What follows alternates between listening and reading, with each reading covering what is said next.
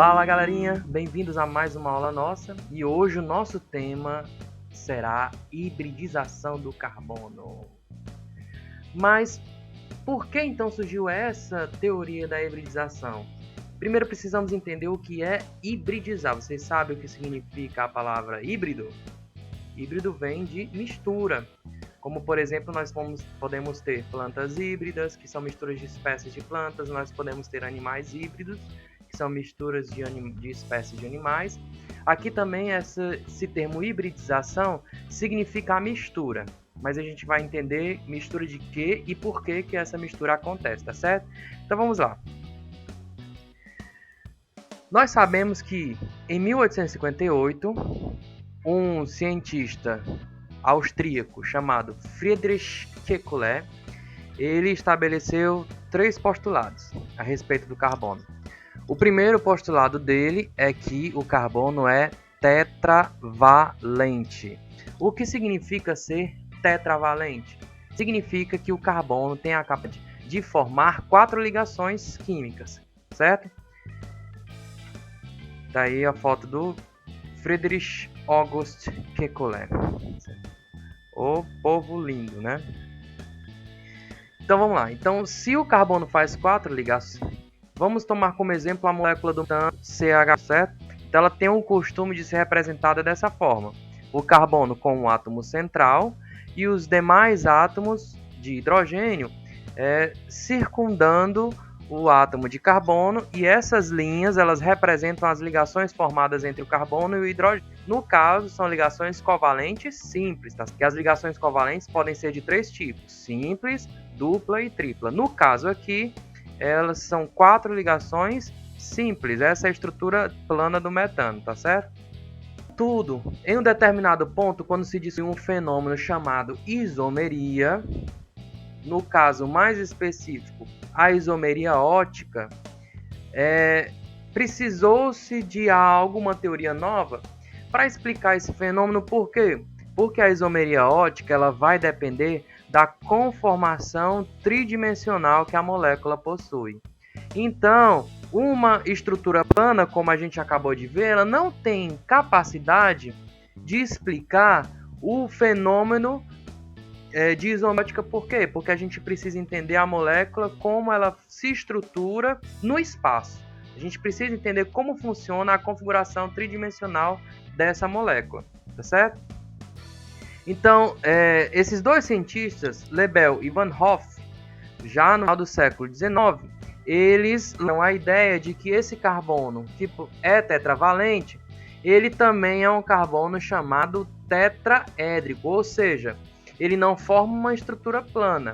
A estrutura que ele forma com seus 4 ligantes é uma estrutura conformacional de 3 dimensões e, mais especificamente, essa conformação é de um tetraedro, tá certo? Tá aqui o Van Hoff e aqui o Lebel. Como vocês podem ver, todas essas pessoas que estudam química, física, todos têm cara de louco, não é isso?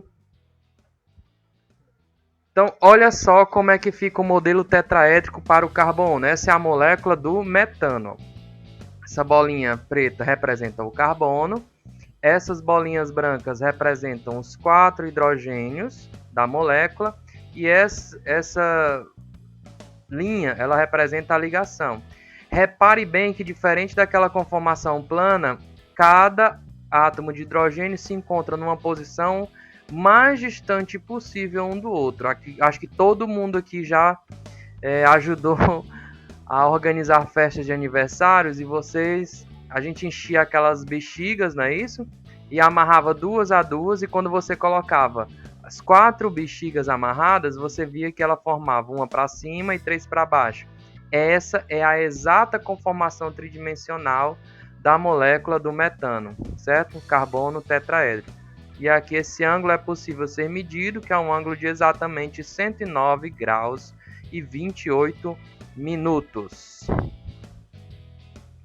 Então, como esse fenômeno de isomeria ótica surgiu para questionar a forma tridimensional das moléculas, principalmente aqui a do metano, como a gente está tomando como exemplo, tá certo? Então a gente tem que explicar por que isso acontece. Por que que essa conformação tridimensional é possível? Por que que o carbono é tetraédrico? Então, se a gente precisa entender essas ligações, a gente tem que voltar para as teorias de ligação, não é isso? Então, o que esses dois cientistas afirmaram é que quando o carbono faz as 4 ligações dele simples, a única conformação tridimensional possível é o tetraedro. Por quê? Porque assim os hidrogênios vão ficar o mais distante possível uns dos outros. Como o átomo, gente, ele ocupa um espaço. Então, um átomo não pode ocupar o espaço do outro. Então, a forma mais energeticamente possível e favorável é que eles fiquem o mais distante possível. E essa é a conformação tetraédrica. Mas o que acontece quando não são apenas ligações simples? Vamos ver mais para frente, tá certo? Porque há também as ligações dupla e tripla. E as respectivas E as respectivas conformações ou geometrias possíveis para esses tipos de ligação são trigonal planar e linear. Então, como é que a gente pode explicar de maneira satisfatória essa conformação? Vamos lá. Então surge, para explicar isso, a teoria da hibridização ou hibridação do carbono, que não é apenas o carbono, tá certo? Que se hibridiza, mas aqui a gente está falando do carbono porque nós estamos falando de moléculas orgânicas. Então, esses orbitais, eles se hibridizam, se misturam. Que orbitais? Orbitais S e os orbitais P. Como no caso do carbono, os orbitais de valência do carbono são os 2s e 2p, tá certo? Então vamos entender como é que funciona essa hibridização, como é que funciona essa mistura desses orbitais s e p do carbono, certo? Primeiramente, a gente precisa entender como que os elementos se agrupam para formar ligações químicas. Eles utilizam a que a gente chama os elétrons de valência. O que são os elétrons de valência? São os elétrons que se encontram na última camada eletrônica do elemento, tá certo? Como é que a gente vai saber como se distribuem esses elétrons? Através do diagrama de Linus Pauling, que a gente aprende lá no 9º ano, não é isso? E no 1º ano também a gente dá uma revisadazinha. Esse aqui, ó, ele divide a eletrosfera nas suas camadas e subcamadas. O nível 1, ele só tem apenas uma subcamada S.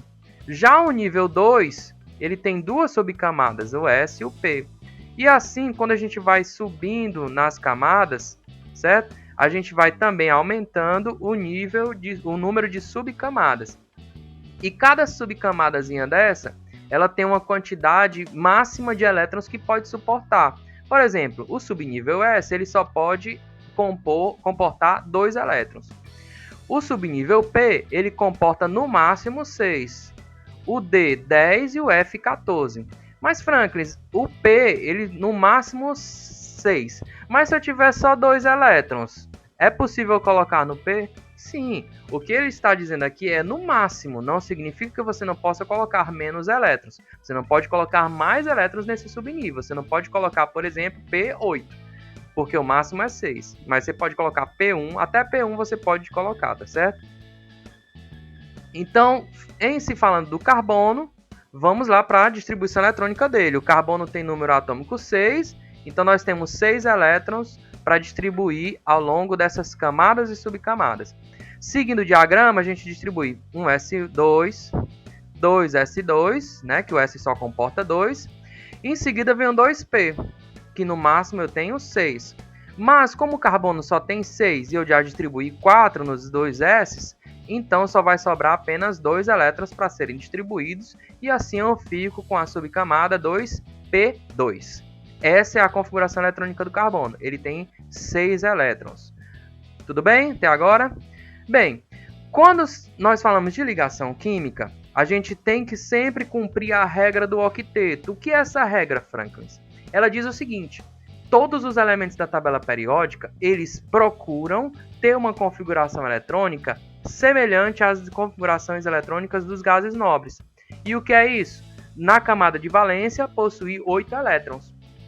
O carbono aqui, ó, na sua camada de valência, ou seja, a sua última camada, que no caso é a camada 2, que a gente preencheu, a gente tem, ó, 2, 4. Para completar os 8 elétrons, a gente precisa de 4 outros elétrons, tá certo? Então vamos lá. Quando a gente pode representar essa distribuição eletrônica também nesse diagrama energético, certo? Aqui, ó, no eixo Y, nós temos o crescimento de energia, tá certo? Então, olha, lá no estado mais baixo de energia, nós temos o primeiro nível, o S2, está aqui, ó.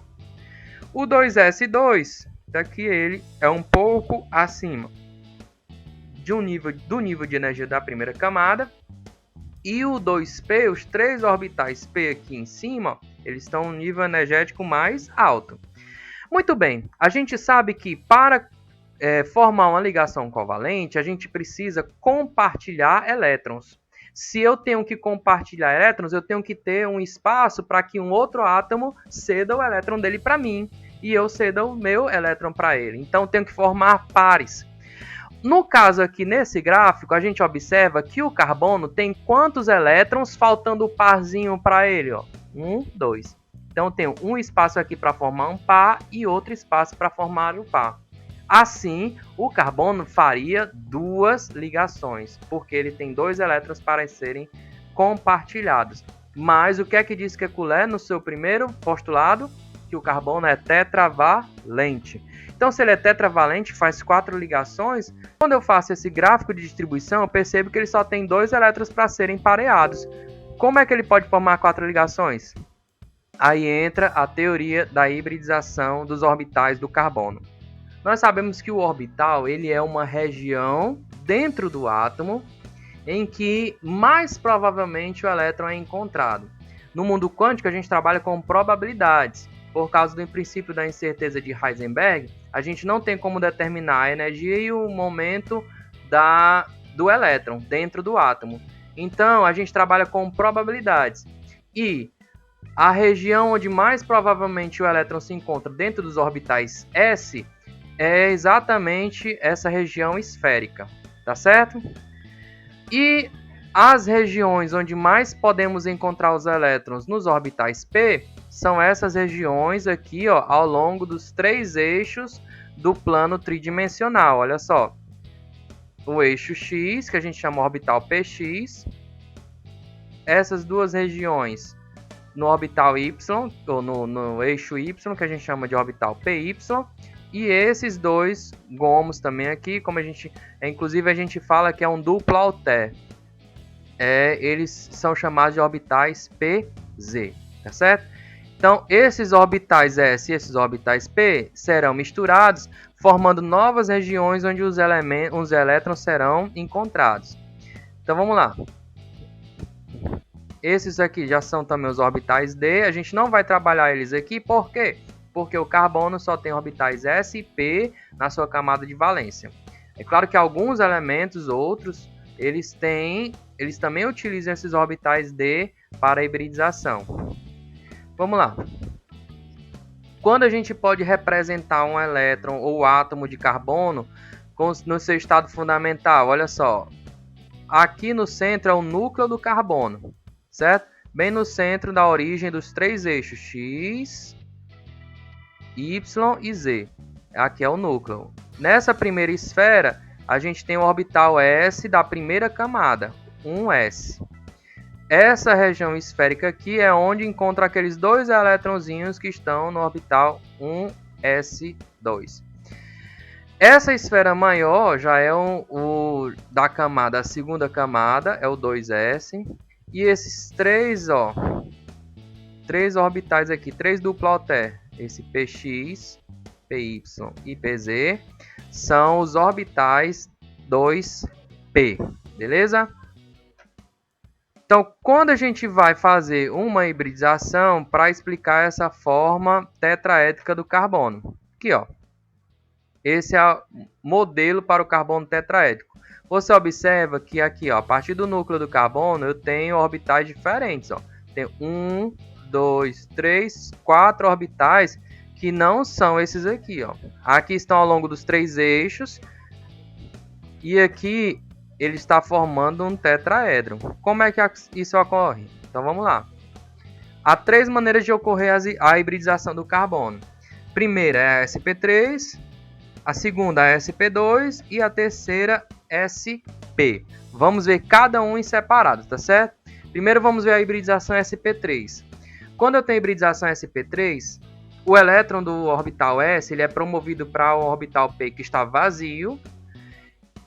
E a gente chama isso de um estado ativado. Por quê? Porque ele recebeu energia, ele não está no seu estado fundamental. A gente chama de um estado excitado ou estado ativado. Como é que isso acontece? Vamos lá, lembram que a gente tinha esse gráfico, só que aqui não era apenas um elétron, eram 2. Mas, como esse elétron ganhou energia, ele pula para esse que estava vazio. Não tinha nenhum aqui, ó. Nenhum elétron estava aqui. Agora, no carbono, eu tenho quantos elétrons desemparelhados para formar ligação compartilhando elétrons? 1, 2, 3, 4. Isso, por enquanto, satisfaz a minha necessidade de explicar por que o carbono faz 4 ligações.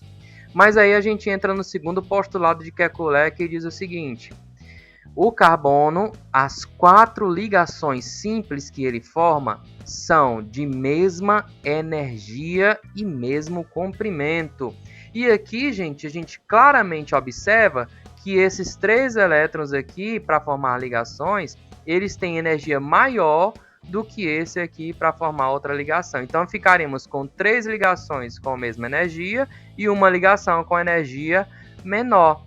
E isso aqui contraria o segundo postulado de Kekulé. Então, o que acontece? A hibridização.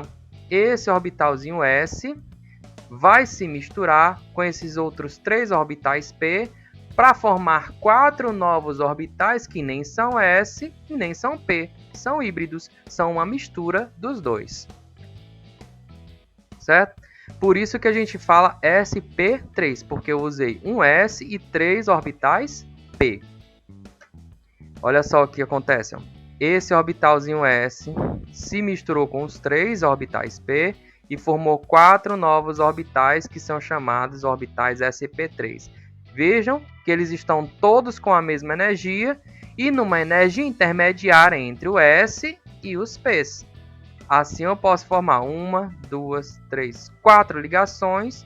Todas as 4 ligações, como é que se diz? Seguindo o primeiro postulado de Kekulé e todas as 4 seguindo também o segundo, que tem a mesma energia. Olha só. E aí ele toma um novo formato. Lembra que o orbital S era esférico e os orbitais P era aquele duplo alter? Tá aqui, ó. Os novos orbitais sp3, eles têm um formato diferente, ó. É como se fosse uma bexiga mais cheia e outra menos cheia. E eles formam, olha, ó, conformação tetraédrica. Da mesma forma, quando a gente amarra os 4 balãozinhos, ó, vai 3 para baixo e 1 para cima, formando uma pirâmide ou um tetraedro. Essas ligações, gente, todas as ligações simples, elas são chamadas de ligação sigma. Sigma por quê? Porque a sobreposição dos orbitais que formam a ligação, ela é frontal, certo? Liga sempre assim, ó. Se a ligação é simples, ela é sigma, SS, tá certo? Daqui, ó. Eu tinha os 4 orbitais sp3 e aqui, ó, como o hidrogênio é só um S, não é isso? O S não é esférico, ele vem aqui, ó, de frente. Quando ele se liga de... Fala, meu Deus, volta. Ele se liga de frente, frontal é um sigma, sigma, sigma, sigma. Aqui, ó, a gente tem a molécula do etano, ó. Um carbono aqui e outro carbono aqui. Os 4 orbitais sp3, 4 orbitais sp3 em azul. A ligação carbono-carbono formada aqui, ó, é frontal, então a ligação sigma é simples. Aqui continua sendo os 3 hidrogênios, ó, simples, simples.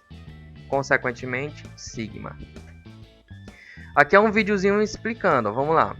Eu tenho isso aqui, a hibridização, como eu expliquei para vocês. Como as 4 são simples, as 4 ligações são sigma. Daqui a mistura de orbitalzinho S, que é esférico, com os 3 orbitais p, que são duplo alter, eles formam 4 novos orbitais híbridos, que não são nem S nem P, por isso tem esse formato diferente. E quando se ligam, eles ficam o mais distante possível um do outro, formando a geometria chamada tetraédrica.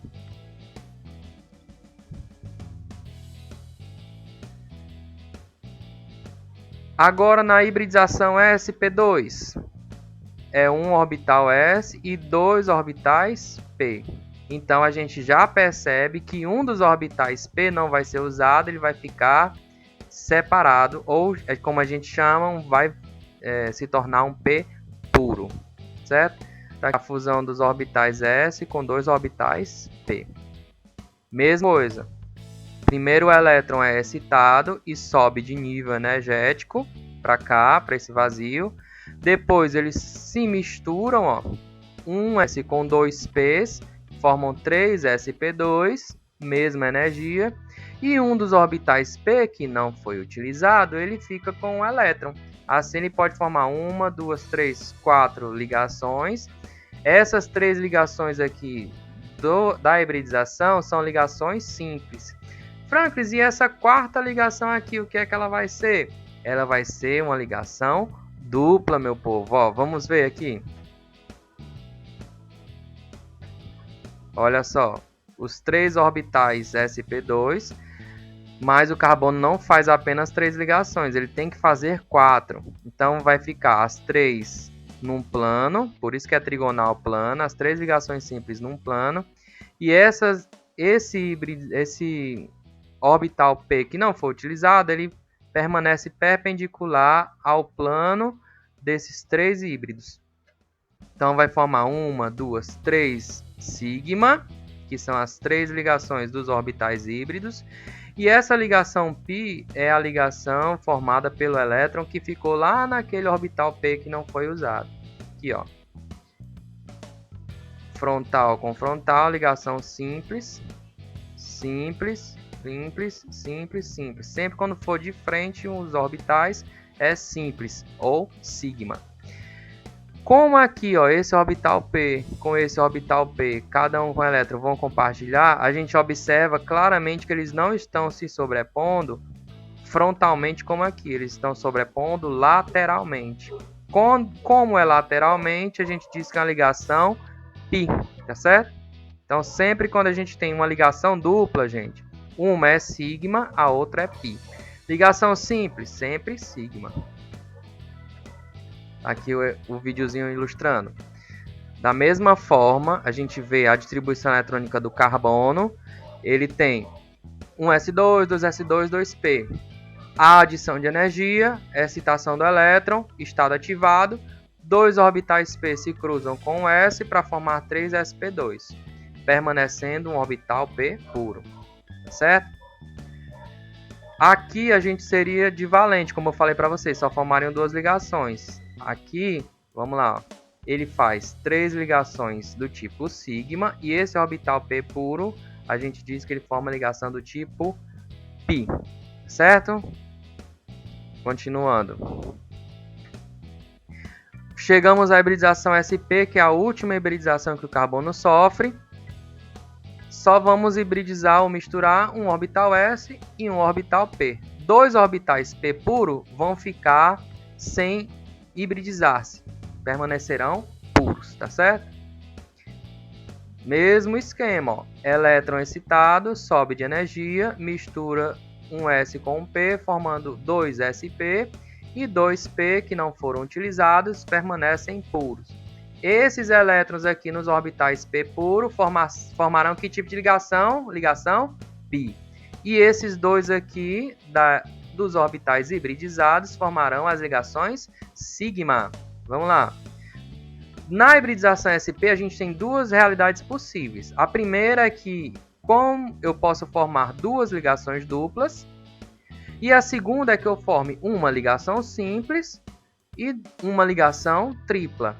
Contudo, sempre nós vamos observar que o carbono está formando quantas ligações? 4. Mesmo que sejam duas duplas e uma dupla e uma tripla, no geral ele está formando só 4 ligações, beleza? Sempre como eu falei para vocês, numa ligação dupla, uma é sigma, a outra é pi. Sigma, pi. Ligação simples sempre vai ser sigma. E numa ligação tripla, uma vai ser sigma e as outras duas serão pi. Por quê? Porque serão daqueles dois elétrons que sobraram na ligação ou nos orbitais p puro. Tá aqui, olha só. Aqui é o etino, certo, gente? Que é o gás utilizado naqueles maçaricos de oficina. Tá aqui, ó, um carbono aqui, um carbono. Esses dois orbitais sp se sobrepondo frontalmente, forma a ligação sigma. E os outros dois orbitais p que se sobrepõem lateralmente, eles formam as duas ligações pi. Então, há uma ligação tripla, 1, 2, 3. Uma sigma e duas pi. E aqui com o hidrogênio, só uma ligação simples, sigma. Beleza? Aqui a ilustração do vídeo, olha. Sempre, gente, é o mesmo esquema. A partir da configuração eletrônica e colocada num gráfico, a gente tem a excitação de um elétron por causa da adição de energia e sua promoção para um estado ativado. Os orbitais se cruzando, aqui no caso, como S e P, apenas um S e um P, deixando dois orbitais P puro. E os dois orbitais aqui hibridizados, onde eles formarão ligações do tipo sigma e os orbitais p puro formarão ligações do tipo pi. Beleza? Então, encerrando, gente, ó. Quando um exemplo, na formação do composto hexafluoreto de enxofre, a gente vê que o enxofre, ele tem 6 elétrons na sua última camada. Se ele vai respeitar a regra do octeto, ele deveria receber apenas quantos elétrons para completar o seu octeto? 2. Então ele faria só 2 ligações. Contudo, em alguns elementos, algumas substâncias, ele consegue mais elétrons do que os 8 elétrons. Por que isso? Porque ele também sofre um fenômeno de hibridização. Ele não é um fenômeno exclusivo do carbono, tá certo? Então, esse fenômeno de hibridização, onde é que ele vai utilizar os orbitais D para formar mais ligações aqui, tá certo? Então, a hibridização dele aqui é sp3d2. Então, encerrando aqui, próxima aula nós vamos ver geometria molecular e como essa geometria molecular influencia nas propriedades físicas dos compostos orgânicos, tá certo? Ficamos por aqui, se cuidem e fiquem em casa. Valeu!